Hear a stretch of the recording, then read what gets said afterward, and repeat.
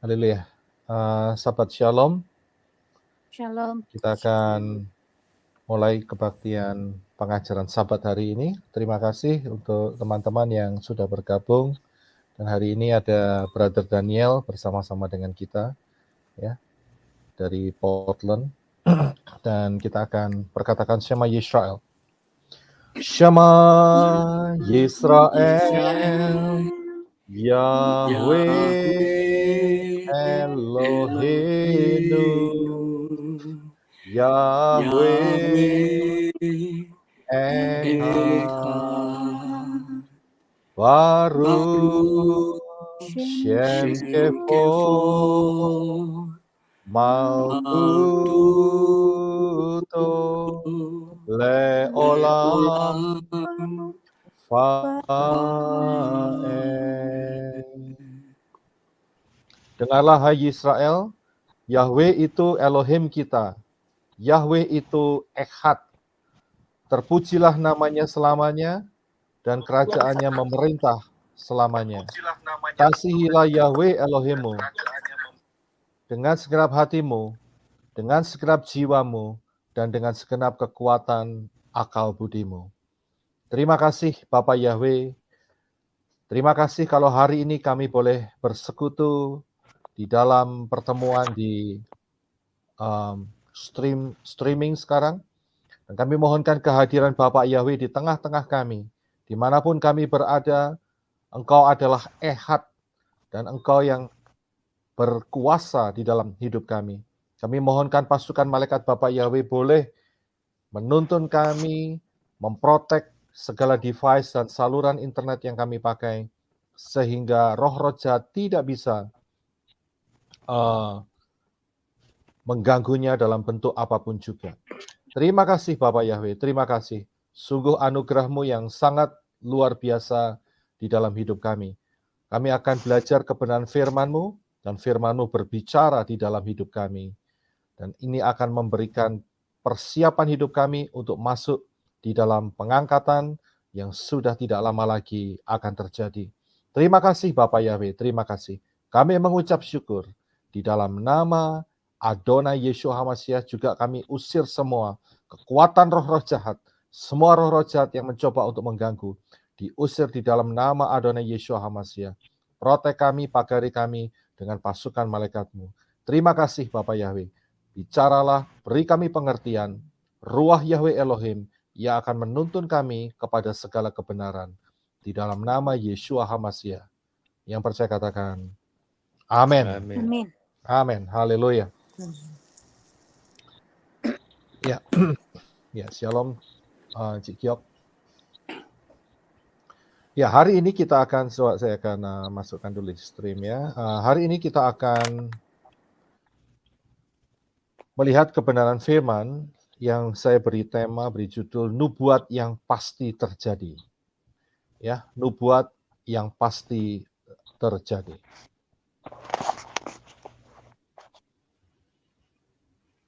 Seringkali yang terjadi di dalam kehidupan anak-anak Bapak Yahweh, Elohim, itu kalau pada saat mereka membuka kitab suci, mereka bingung, ya.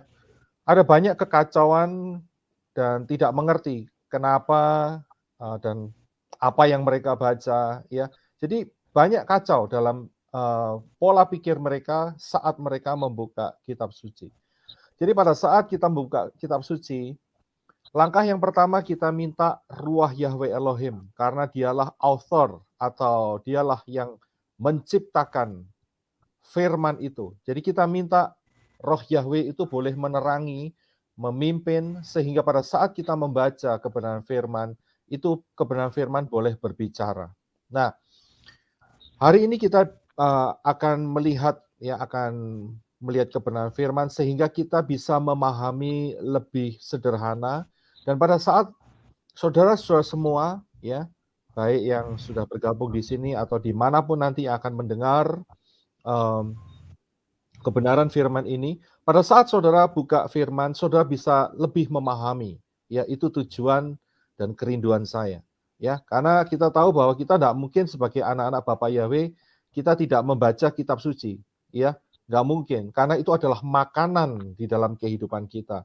Itu adalah makanan roh yang menguatkan hidup kita. Dan itu juga merupakan cara Bapak Yahweh berbicara di dalam kehidupan kita. Ya, jadi pengajaran hari ini saya berdoa supaya dapat diterima dan saya percaya akan memberikan impact pada saat kita membuka kitab suci dan kita bisa dengan lebih mudah untuk memahaminya. Nah, saya akan membagi kitab suci yang ada di dalam kehidupan kita, ya, itu menjadi 3 bagian besar. Ya, 3 bagian besar. Yaitu yang pertama adalah sejarah. Di dalam kitab suci kita itu ada yang namanya sejarah. Yang kedua adalah pengajaran, ya, dan yang ketiga adalah nubuatan. Saya berikan ini yang sederhana sehingga kita bisa memahami, ya. Jadi pada saat kita membaca, kita bisa melihat apakah yang kita baca ini sejarah ataukah yang kita sedang baca ini sebuah pengajaran atau kalimat-kalimat nubuatan. Ya, jadi kita bisa memilah-milah. Kalau kita bisa memilah, maka kita akan bisa mendapatkan benefit, mendapatkan menyerap banyak sekali dari apa yang dikatakan oleh kitab suci. Nah, kalau sejarah, pasti kita akan lihat kisah-kisah dari kejadian yang telah terjadi. Ya, ingat standpoint kita hidup di dalam tahun 2022. Hari ini adalah tanggal 31 bulan 12 Gregorian. Ya, dan kita melihat sejarah itu ke belakang, ya, sudah pernah terjadi. Itu sejarah. Jadi di dalam kitab suci juga mengandung banyak kisah-kisah sejarah yang kita temukan. Misalnya, salah satu contohnya Israel keluar dari Mesir, ya, dari Misraim, itu sejarah. Kemudian Israel masuk ke tanah Kanaan, itu juga sejarah. Raja Daud, Raja Salomo, dan raja-raja semuanya, pembuangan di Babel, kitab Daniel, Nehemia, Ezra, Esther, itu sejarah gitu ya.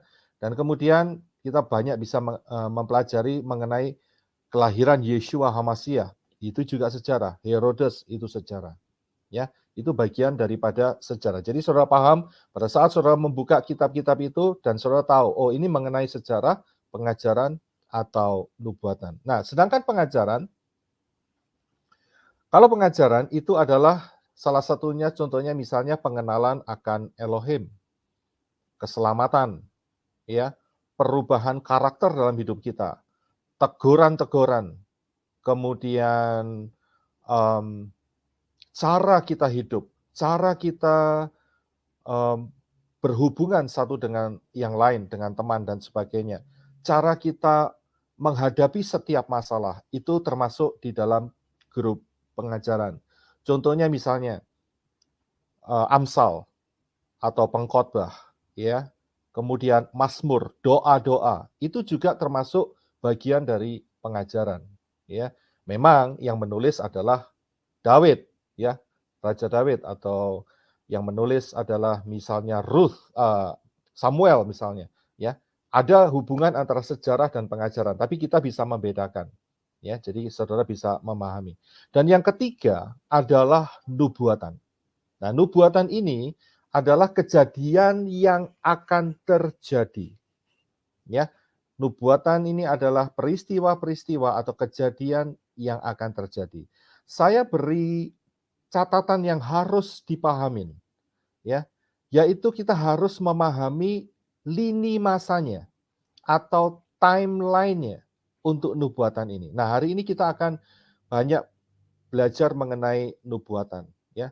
Nubuatan itu sangat penting sekali dan yang terutama yang harus kita pahami adalah lini masanya, timeline-nya, sehingga kita tidak kacau, ya. Ayat ini berkata untuk kapan? Untuk masa lalu atau untuk masa yang akan datang melalui standpoint kita. Ya, itu salah satu contohnya. Atau ayat ini akan berkata untuk kelahiran Yeshua atau kedatangan Yeshua. Nah, itu juga nubuatan. Ya, jadi kita nanti akan lebih banyak fokus di situ.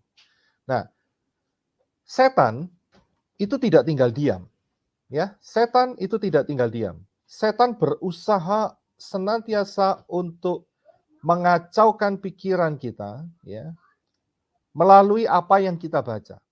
Dan di luar itu setan juga membuat counterfeit. Counterfeit itu pemalsuan-pemalsuan, ya.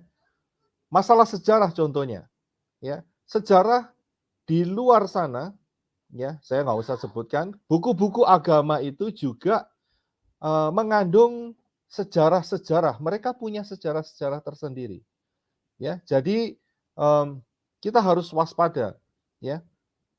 Mana yang harus kita baca dan mana yang harus kita imani, percayai, ya. Jadi kita tidak sampai masuk terjerumus di dalam pola-pola yang setan coba untuk masuk di dalamnya, ya. Di kitab-kitab suci agama lain mereka juga mengandung banyak sejarah, begitu. Tetapi kita tahu kalau kita bandingkan dengan Tanak, ya, saya pakai kata Tanak yaitu Torah, Nevi'im dan Ketuvim, ya mereka sejarahnya ada yang cacat, ya. Torah, Nevi'im, Ketuvim sangat bisa dipercayai otentik daripada sejarah itu. Ya, jadi sejarah kalau kita hanya fokus ke sejarah saja, setan bisa attack di sana, setan bisa masuk di sana, setan bisa mencoba untuk membuat counterfeit atau kitab-kitab yang palsu. Jadi kita harus waspada di situ. Yang kedua, soal pengajaran. Setan juga berusaha untuk membuat counterfeit-nya juga. Setan berusaha juga untuk menghancurkan iman daripada anak-anak Bapak Yahweh. Ya, di luar sana mereka bikin yang namanya pengertian budi pekerti misalnya seperti itu. Atau karma, ya, atau banyak hal yang mereka bikin. Kebaikan-kebaikan. Sering kali kita dengar ya sepak terjang daripada orang-orang penyembah dewa-dewa asing, mereka berkata itu lebih baik daripada membandingkan misalnya kekristenan dan sebagainya. Ya, itu berarti dari situ itu ada indikasi setan juga mengattack, ya, memberikan serangan-serangan untuk melumpuhkan melalui pengajaran-pengajaran. Ya, jadi kita harus waspada, hati-hati dengan pengajaran. Rabi Saul berkata, hati-hati, jagalah kemurnian dalam hidupmu, supaya jangan sampai pengajaran-pengajaran yang kelihatannya bagus di depan, tetapi di dalamnya itu mengandung unsur yang mencelakakan. Ya, jadi kita harus berjaga-jaga. Nah, untuk yang nubuatan, kita lihat yang ketiga, ini satu hal yang tidak mudah untuk di attack atau tidak mudah untuk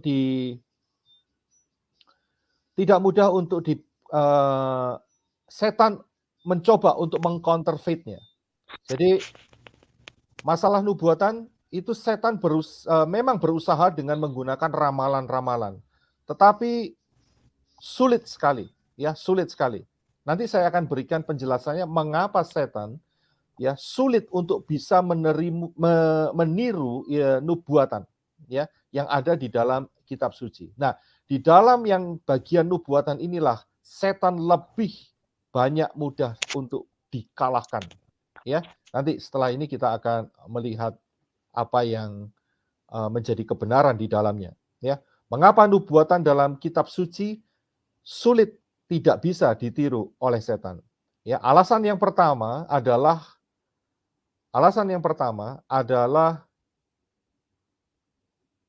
karena Bapak Yahweh sendiri yang mengatakan, ya, dengan menggunakan prophecy atau nubuatan, ini adalah salah satu cara Bapak Yahweh berbicara kepada manusia supaya manusia itu bisa percaya akan kata-katanya daripada kitab suci, akan kata-kata daripada Bapak Yahweh. Saya akan bacakan ayatnya, yaitu di dalam Yesaya 46, ya, Yesaya 46. Yesaya 46 ayat yang ke-9 dan 10. ya, yang berbunyi demikian. Ingatlah hal-hal yang terdahulu sejak lampau, karena akulah Elohim dan tidak ada yang lain. Akulah Elohim dan tidak ada yang seperti aku. Ya, aku di sini adalah Yahweh yang memberitahukan hal yang kemudian sejak permulaan dan apa yang belum pernah terjadi sejak lampau, dengan mengatakan rencanaku akan berdiri tegak dan aku akan melakukan kehendakku. Cara Bapak Yahweh untuk memberikan konfirmasi kebenaran, Bapak Yahweh menggunakan jalur yang namanya nubuat, prophecy. Ingat ya, ini bukan nubuat yang orang biasa bernubuat, oh tahun 2023 bernubuat tentang ini dan itu. Bukan itu. Ya, ini adalah nubuat yang Bapak Yahweh katakan sendiri dan ditulis di dalam Tanak, di dalam Torah, Nevi'im, Ketuvim, dan Brit Gadasa. Ya, bukan seperti orang-orang yang di luar di sana, yang mereka bernubuat tentang setiap, biasanya kalau akhir tahun seperti ini, banyak mereka mendapatkan nubuatan-nubuatan dari alam roh. Bukan itu yang saya maksudkan. Ya, jadi kita harus bisa membedakan. Ya, itu bisa banyak salahnya juga. Ya, tergantung dari mana mereka dapatnya. Bahkan ada nubuatan-nubuatan yang semacam itu bisa menyesatkan. Ya, ramalan-ramalan karena di dalam alam roh ditunggangi oleh roh-roh jahat. Tetapi nubuatan yang saya maksudkan di sini adalah perkataan Bapak Yahweh yang telah tertulis di dalam Tanak, di dalam Torah, Nevi'im, dan Ketuvim. Begitu pula dengan Yeshua HaMashiach. Yeshua HaMashiach sudah mengatakan melalui Yohanes 13 ayat 19 dan Yohanes 14 ayat 29. Aku, Yeshua, mengatakan kepadamu sekarang juga sebelum hal itu terjadi, supaya jika hal itu terjadi, kamu percaya ya bahwa akulah dia. Yohanes 14 ayat 29. Dan sekarang juga aku mengatakan kepadamu, sebelum hal itu terjadi, supaya kamu percaya apabila hal itu terjadi. Ini kekuatan yang sangat-sangat sulit untuk ditiru oleh si Satan. Yeshua mengatakan kepada murid-muridnya akan hal-hal yang akan terjadi. Salah satu contohnya, Yeshua saat murid-murid memperlihatkan, ya, mengatakan kemegahan daripada bait suci yang kedua. Dan Yeshua berkata kepada mereka, satu kali nanti tidak ada satu batu yang akan berdiri di atasnya. 40 tahun kemudian, apa yang dikatakan Yeshua terjadi, yaitu Jenderal Titus menghancurkan Yerusalem dan merobohkan bait suci. Sampai hari ini tidak ada satu batu yang berdiri di sana. Yang sekarang sedang berdiri adalah masjid, ya, Dome of the Rock yang di sana. Ya, nah, memang pembangunan bait suci yang ketiga juga sedang berlangsung sekarang. Ya, jadi pada saat itu kita bisa percaya, dalam standpoint kita bisa lihat Yeshua telah mengatakannya supaya kita menjadi percaya. Ya, ini yang pertama. Yang kedua adalah mengapa nubuat dalam kitab suci sulit atau tidak bisa ditiru oleh Satan. Alasan yang kedua adalah penulisan kitab suci dari Kejadian, Bereshit, sampai Kilyahna di Wahyu, ya, itu memakan waktu hampir sekitar 1.700 tahun lamanya.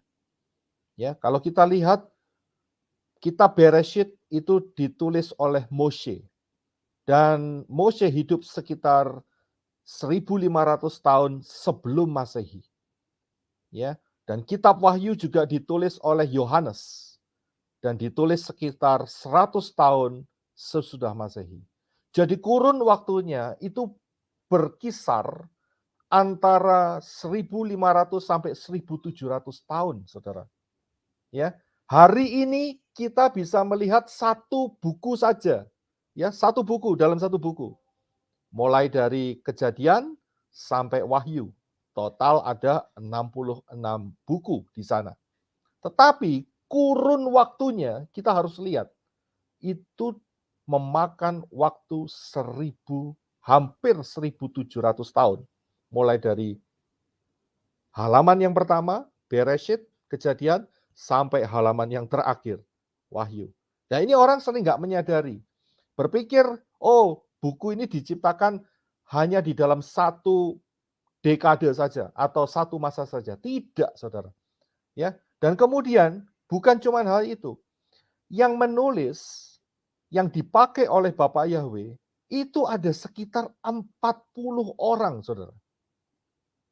Ya, ada 40 orang penulisnya. Moshe, Joshua, Samuel, nabi-nabi, belum lagi Kefa, belum lagi Yohanes, Rabi Saul, dan sebagainya. Itu total hampir sekitar 40 orang. Dan di dalam penulisan mereka, itu ada tercantum sejarah pasti ada. Kemudian pengajaran pasti ada. Dan yang paling luar biasa, ada nubuat. Ada prophecy di dalam penulisan-penulisan itu. Dan semuanya itu sinkron. Itu semuanya itu terkoneksi dengan rapi sekali dan saling melengkapi. Karena itu setan tidak bisa melakukan hal ini. Ya, sangat-sangat sulit sekali setan bisa melakukan hal ini. Dan yang bisa melakukan hal ini adalah hanya satu, yaitu Yahweh Elohim. Karena dia maha kuasa, dia mampu melakukan dengan memberikan inspirasi kepada 40 penulis dengan satu message yang sama. Ya, kalau kita bisa melihat bahwa sejarah manusia ini sudah 6.000 tahun sejak kejatuhan daripada Adam dan Hawa, ya, dan totalnya ada 7.000 tahun sampai perang Gog dan Magog, dan semua prophecy yang ditulis, semua nubuat yang ditulis oleh 40 penulis ini, ya, mereka terkoneksi satu sama lain. Sangat-sangat luar biasa. Ya. Jadi kita bisa melihat bahwa apa yang dikatakan oleh Bapak Yahweh ini sangat-sangat ajaib sekali. Nah, yang selanjutnya ya, yang ingin saya bagikan adalah bahwa secara garis besar ya, saat saudara membaca kalimat-kalimat nubuat, ya kalau kalimat sejarah ya saudara bisa melihat dengan mudah sekali ya. Kalau pengajaran ya, misalnya pengajaran tentang kasih, pengajaran tentang 7 hari raya ya, itu bisa dengan mudah dipahami, mudah dipelajari. Tapi seringkali kesulitannya pada saat melihat ayat-ayat yang berhubungan dengan prophecy. Nah, saya akan memberikan secara mudah, secara garis besarnya, prophecy di dalam Tanak, ya, dan juga termasuk Brit Gadasa, itu bisa dibagi menjadi 2 peristiwa besar, 2 event besar. Yang pertama adalah kedatangan Yeshua HaMashiach yang pertama. Mulai dari kelahirannya, sampai kematiannya, sampai naik ke Syamayim. Ya, itu yang pertama. Dan yang kedua, sebagian besar daripada nubuatan dalam kitab suci, prophecy, itu adalah tentang kedatangan Yeshua yang kedua, termasuk pengangkatan, ya, rapture, dan juga termasuk perang Armageddon, anti Hamasiyah, waktu atau masa 666, ya. Tadi pagi saya sudah mengajarkan masa 666 di channel JNAS, ya. Saudara yang belum mengikutin bisa mengikutinya, ya. Tadi pagi saya sudah berikan ayat-ayatnya secara lengkap, jadi saudara bisa mengikutinya. Ya, jadi itu dan juga termasuk kerajaan 1000 tahun, perang Gog Magog, ya, semua profesi itu mengenai kedatangan Yeshua HaMashiach yang kedua. Jadi ini sangat mudah untuk bisa dipahami, ya. Garis besar nubuatan kitab suci Tanak dan Brit Gadasa itu adalah mengenai kedatangan Yeshua HaMasyiah yang pertama dan kedatangan Yeshua HaMasyiah yang kedua. Ya tentunya kalau Brit Gadasa nggak berbicara tentang kedatangan Yeshua HaMasyiah yang pertama, ya karena itu adalah penggenapannya, ya. Tetapi Brit Gadasa atau Perjanjian Baru akan akan tertulis mengenai kedatangan Yeshua HaMasyiah yang kedua. Jadi saudara mulai terbuka pikirannya. Jadi hanya dua, ya, nggak lebih dari itu. Semuanya hanya profesi kecil-kecil. Misalnya contohnya Israel kembali ke tanah Kanaan atau Israel kembali menjadi satu negara, dan itu juga akan berhubungan dengan kedatangan Yeshua HaMasyiah. Ya, jadi secara garis besar hanya dua, ya hanya dua. Nah, sekarang kita akan lihat dari dua hal ini, kedatangan Yeshua HaMasyiah yang pertama dan kedua. Nah, kita akan coba melihat, ingat ya, tadi saya sudah katakan bahwa untuk memahami prophecy atau nubuat, kita harus tahu yang namanya lini masa. Ya, lini masa itu sangat penting. Nah, sekarang kita akan coba lihat yang lebih dalam untuk bisa melihat prophecy atau nubuat di dalam kitab suci. Saya akan ajarkan coba untuk melihat cara nabi-nabi zaman sebelum Yeshua datang yang pertama untuk melihat prophecy dengan bagaimana cara kita sekarang untuk melihat prophecy atau nubuat. Ya, apa perbedaannya? Ya, apa perbedaannya? Nah, di dalam zaman nabi-nabi seperti Yesaya, Yehezkiel, Yeremia, Daniel, kemudian dalam Torah juga, ya. Nah, saat berbicara dengan Bapak Yahweh memberikan inspirasi prophecy, itu contohnya yang paling gampang, itu seperti mereka melihat sebuah gambar dua dimensi. Seperti ini, saudara. Ya, seperti melihat pegunungan dengan dua dimensi. Hitam putih seperti ini. Ya, dan kadang-kadang sulit sekali bahwa di tengah-tengah itu ada lembah. Jadi yang kelihatan itu hanya ujung-ujungnya saja. Ya, jadi puncak-puncaknya saja dari gunung ini akan terlihat. Akan tetapi lembahnya tidak kelihatan, saudara. Dan lembah itu berbicara tentang jarak.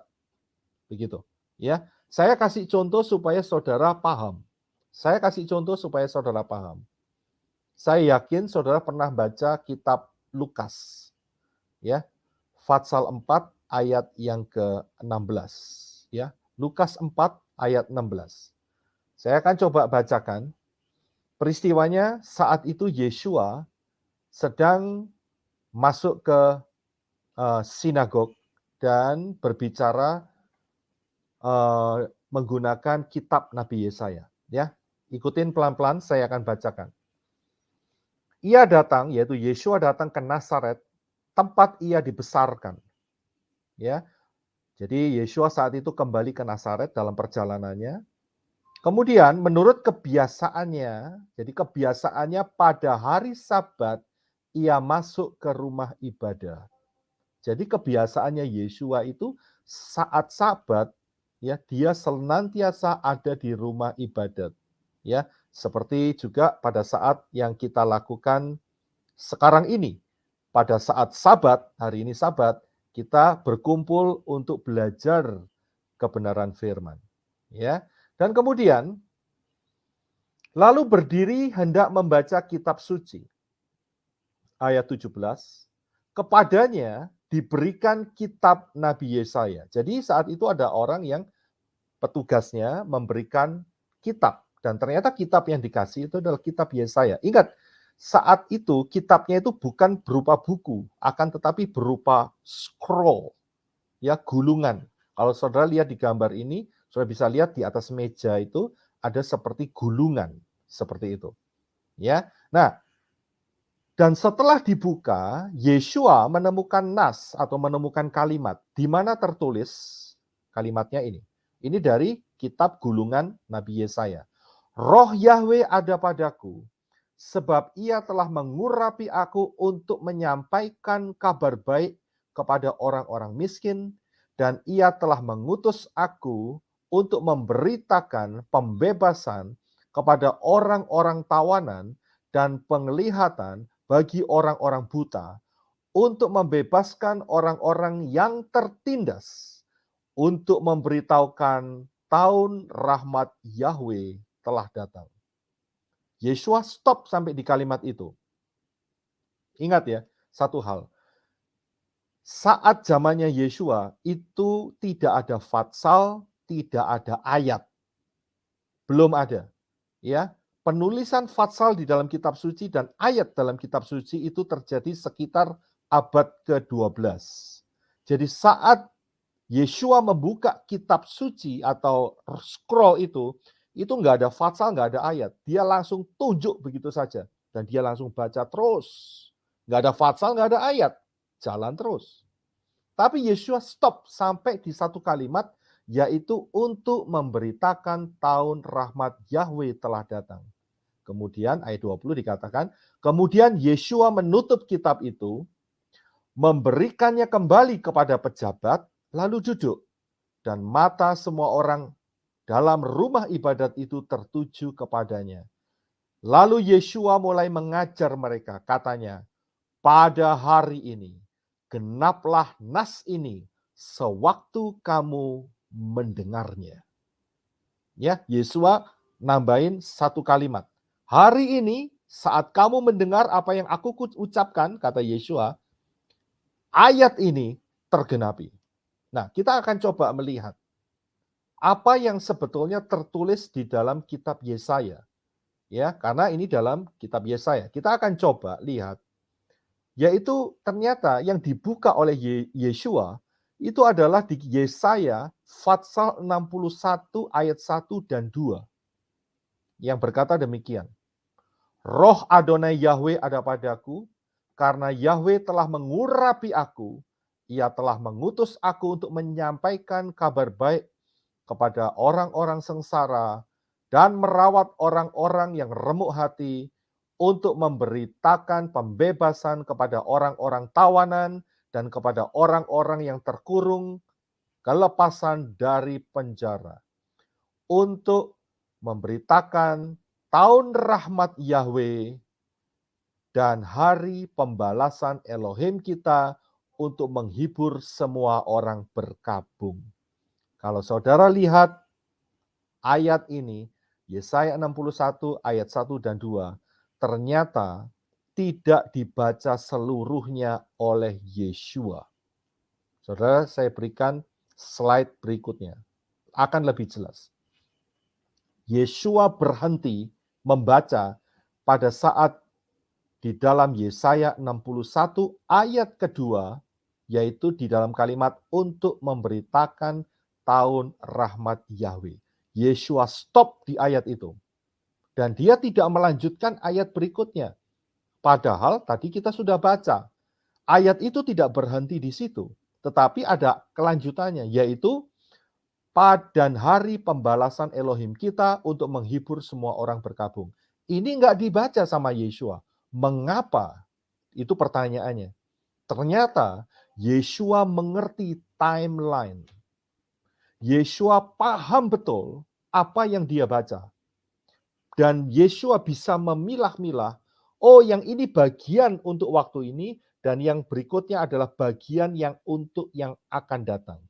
Saya kasih slide berikutnya. Saudara perhatikan. Ya, ingat tadi Yesaya 61 ayat yang kedua, untuk memberitakan tahun rahmat Yahweh, Yesua berhenti baca di situ. Ya, dan tidak dilanjutkan oleh Yesua. Mengapa? Karena ayat yang selanjutnya, kalimat yang selanjutnya yang berkata, dan hari pembalasan Elohim kita, itu waktunya masih 2000 tahun kemudian, saudara. Dan ini akan digenapi saat kedatangan Yesua yang kedua, yaitu pada saat perang Harmagedon. Jadi belum terjadi. Karena itu Yesua tidak membaca keseluruhannya. Dan termasuk kalimat setelah ini yaitu untuk menghibur semua orang berkabung. Kapan itu? Ternyata kalimat ini terjadi setelah perang Armageddon, yaitu kerajaan 1000 tahun. Ya, dari sini saudara bisa melihat satu kalimat itu bisa punya jangka waktu itu 2000 tahun, saudara. Nah, seringkali orang tidak bisa paham soal ini.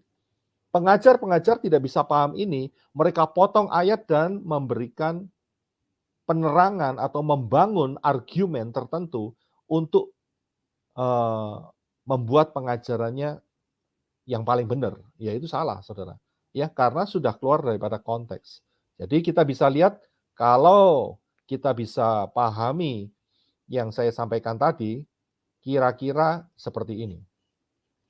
Jadi cara nabi-nabi perjanjian lama melihat ya kalimat Yesaya 61 ayat 1 dan 2 itu, dia hanya bisa menuliskan terus begitu saja tanpa bisa membedakan waktunya, ya. Karena di dalam ayat 61 ayat 2 itu ada senggang waktu 2000 tahun. Kalimatnya terus berjalan, tapi sebetulnya ada senggang waktu 2000 tahun yang tadi saya sudah jelaskan, ya. Nah, karena itu hari ini kita lebih mudah lihatnya, ya. Cara kita lihat nubuat kitab suci untuk kita saat ini lebih mudah daripada dibandingkan dengan nabi-nabi sebelum kedatangan Yesua. Hari ini kita bisa menoleh ke belakang 2000 tahun yang lalu, hampir 2000 tahun yang lalu, tahun 30 Masehi, Yesua sudah mati di atas kayu salib dan itu sudah menjadi fakta. Ya, dan kita bisa melihat ke depan, tidak lama lagi akan terjadi perang Armageddon. Ya, dengan pola Shemitah yaitu tahun 2029 saat Rosh Hashanah, ya. Jadi kita bisa lihat kita lebih mudah sekarang karena kita sudah melihat timeline-nya, lini masanya. Kita sudah melihat jeda waktunya, kita sudah bisa lihat. Tapi untuk nabi-nabi sulit. Nah, saya kasih satu contoh lagi supaya saudara betul-betul bisa memahami. Ayatnya simpel sekali. Yaitu di dalam Kejadian ayat 3 Kejadian pasal 3 ayat 14 dan 15. Ya. Ini mengenai Bapak Yahweh menghukum si Nakash, ya, Nakash. Yang berbunyi demikian. Lalu berfirmanlah Yahweh Elohim kepada Nakash, ya. Sekarang jadi ular, dulunya namanya Nakash. Itu karena engkau berbuat demikian, terkutuklah engkau di antara segala ternak dan di antara segala binatang hutan, dan dengan perutmu lah engkau akan menjalar, dan debu tanah akan kau makan seumur hidupmu. Perhatikan ayat yang ke-15. Aku akan mengadakan permusuhan antara engkau dan perempuan ini, antara keturunanmu dan keturunannya. Keturunannya akan meremukkan kepalamu, dan engkau akan meremukkan tumitnya.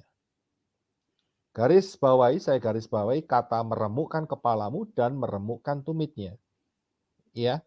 Nah, kalau kita lihat melalui lini masa atau timeline, maka akan terlihat dengan sangat jelas ayat ini, ya, melalui yang saya tampilkan ini.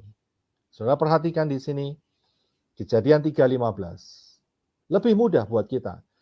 Aku akan mengadakan permusuhan, aku akan mengadakan permusuhan antara engkau dan perempuan ini, antara keturunanmu dan keturunannya.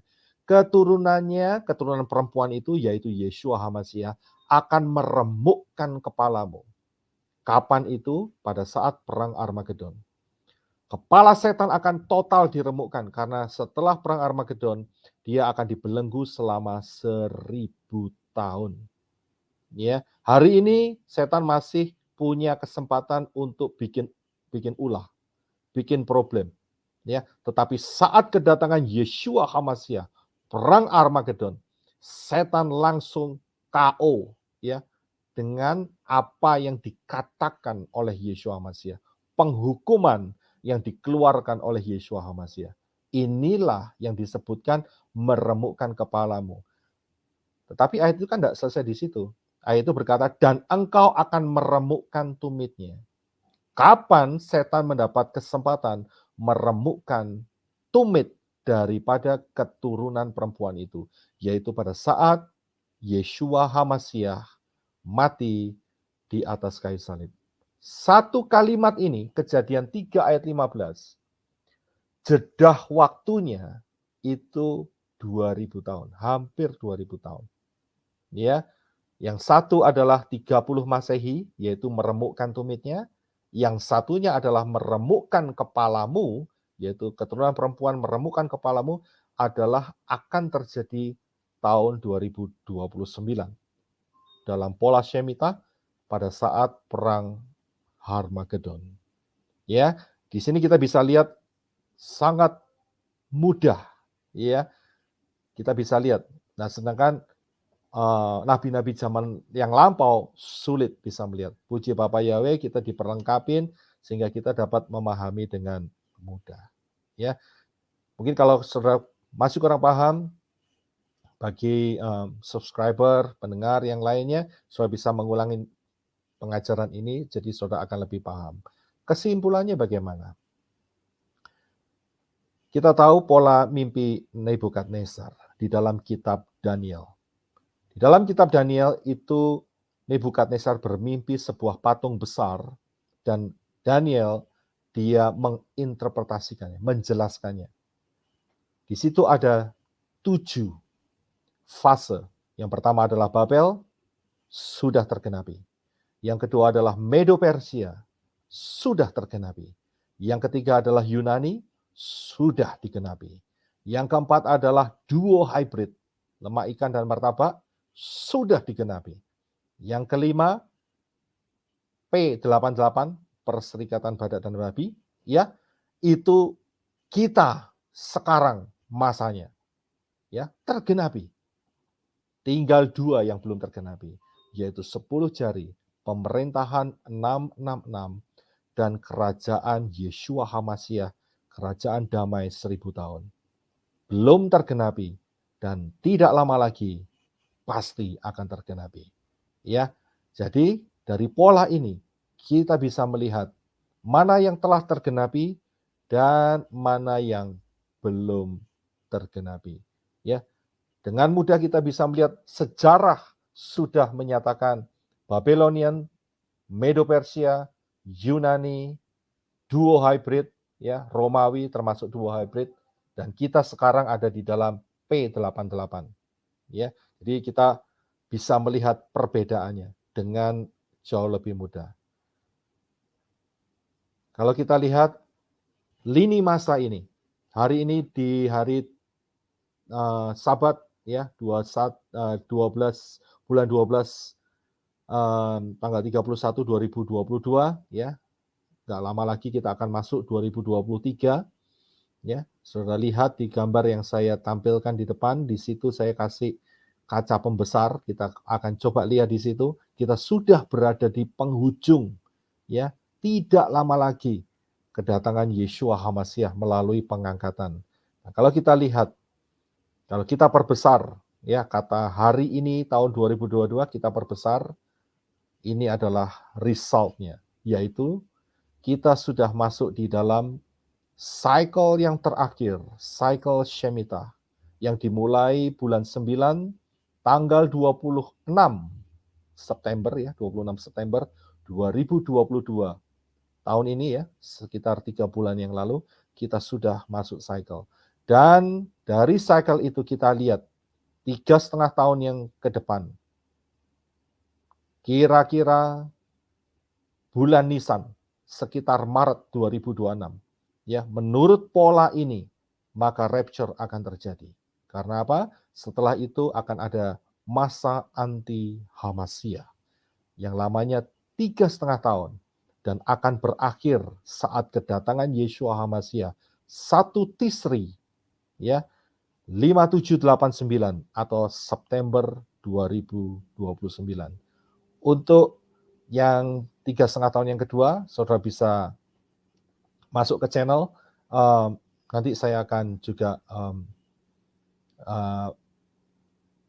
kalau ada kesempatan ya, ada teman yang bisa upload dan kemudian saya juga akan minta kopinya sehingga kita bisa belajar bersama-sama. Tapi untuk sementara ini bisa masuk di JNAS, saya sudah berikan lengkap di sana.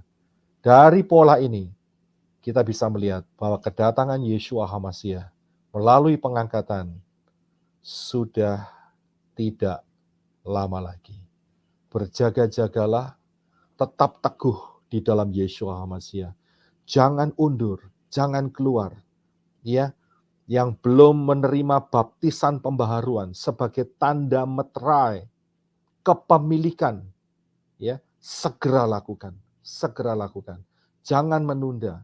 Menunda bisa jadi hati manusia tambah keras. Dan kemudian perhatikan cara kita berjalan di dalam Yeshua HaMasyiah. Apa yang harus kita lakukan? Karakter-karakter kita yang lama kita buang, yang sesuai dengan firman Yahweh Elohim, kita terus tingkatkan. Dan kita akan berbuah terus. Sampai pengangkatan terjadi. Yeshua HaMasyiah mengangkat kita, kita akan mendapat tubuh kemuliaan, tubuh baru, seperti Yeshua HaMasyiah. Tubuh yang sangat dahsyat, yang luar biasa. Mempunyai 2 dimensi, bisa masuk dalam dimensi nyata, fisik, dan juga bisa masuk di dalam dimensi alam roh, dimensi Shamayim.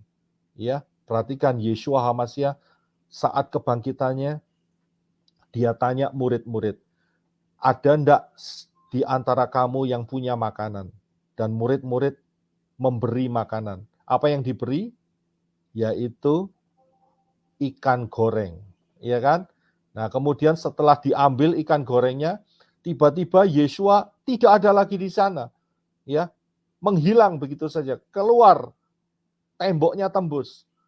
Apakah ikannya tercantol di tembok? Kan tidak, ya kan? Tapi ikannya terus ikut Yeshua HaMasyiah. Begitu pula dengan saudara dan saya. Kita ada di dalam Yeshua HaMasyiah, kemanapun Yeshua HaMasyiah pergi, kita akan ikut bersama-sama dengan Yeshua HaMasyiah. Amin. Karena Yeshua HaMasyiah adalah Bapa Yahweh itu sendiri. Dan kita ada di dalam dia. Karena itu Yeshua memberikan satu formula yang luar biasa.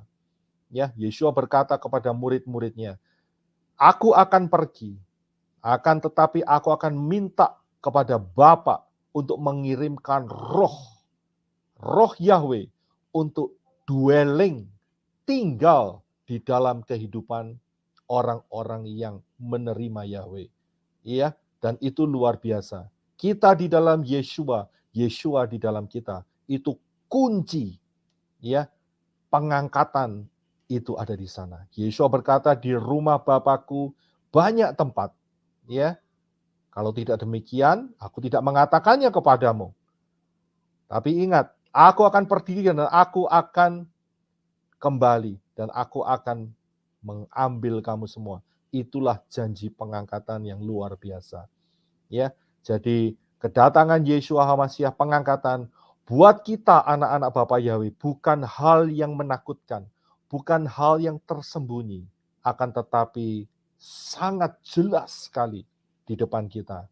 Berjaga-jaga, kita bergandengan tangan, saling topang satu sama lain, kita song-song kedatangan Yeshua HaMasyiah di awan-awan, dan dia akan memerintahkan para malaikatnya meniupkan sangkakala, dan Yeshua berkata, kumpulkan semua anak-anak Yahweh, mempelai-mempelaiku, kita akan masuk di Shamayim yang kekal selama-lamanya. Amin. Haleluya, haleluya. Saya tidak perpanjang. Dari penjelasan ini, ada yang mau bertanya?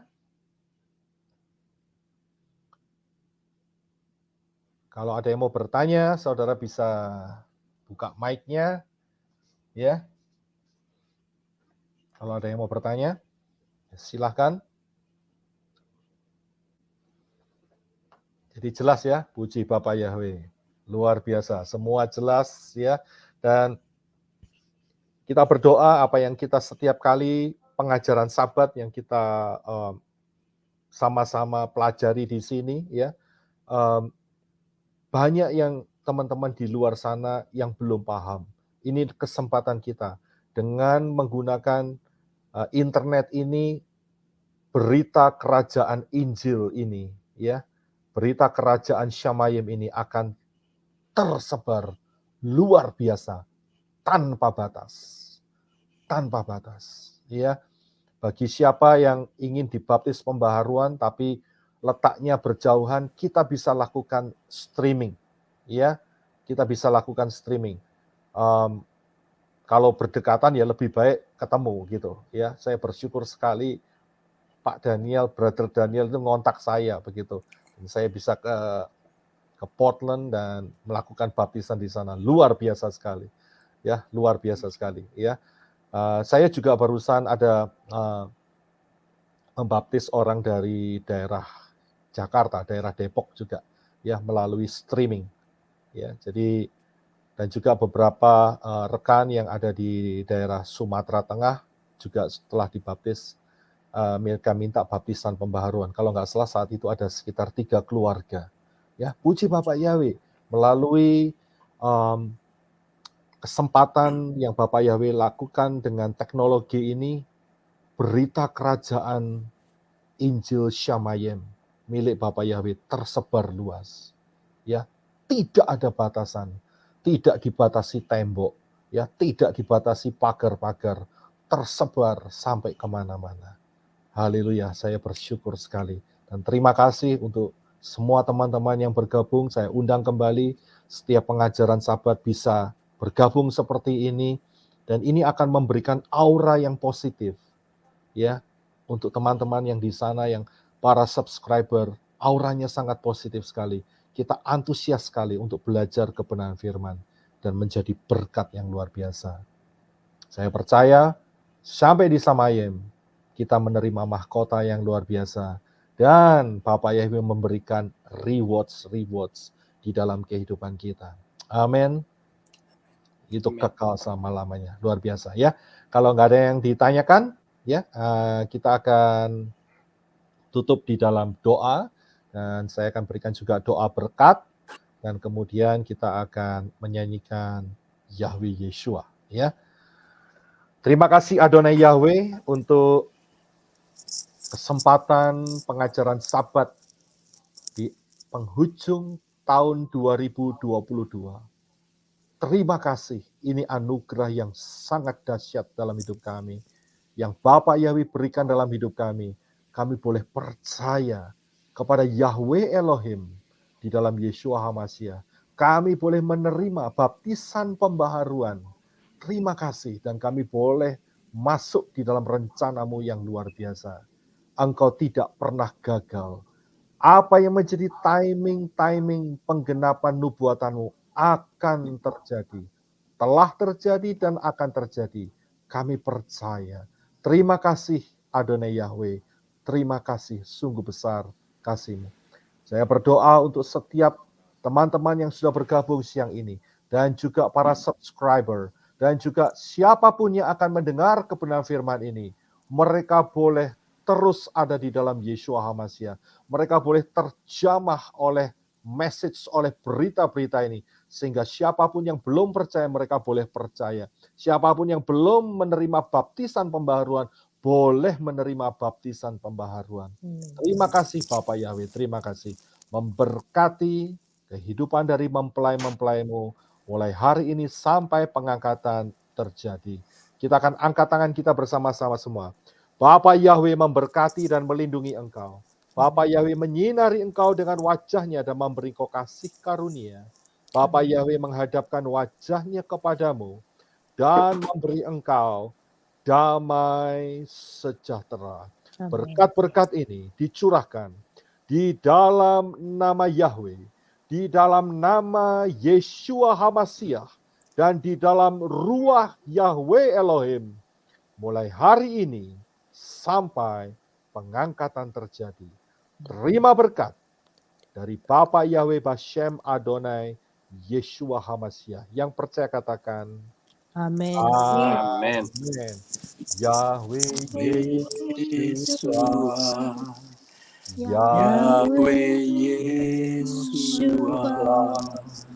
Yahweh Yeshua, Yahweh Yahweh Yeshua, Yahweh Yahweh Yeshua, Yahweh Yahweh Yeshua, Yahweh Yeshua, Yahweh Yeshua, Yahweh Yeshua, kekasih jiwaku, Yeshua lah keselamatan hidupku, Yeshua lah yang layak ku sembah. Oh, Yahweh Roh Kudus, Yahweh Roh Kudus, Yahweh Roh Yahweh Roh. Amin. Bapak Yahweh memberkati. Selamat tahun baru Gregorian. Bapak Yahweh memberkati. Sampai ketemu Amin. Sabtu depan Bapak Yahweh tahun memberkati depan. semua. Terima kasih Bapak banyak. Yahweh Terima memberkati. kasih. Shalom semuanya. Angel Rizkari, Reno Brody, Ati Irena, Eva, shalom semuanya, shalom semuanya. Shalom. Ya, shalom. Bapak Yahweh memberkati. Kenapa suaranya hilang terakhir kali?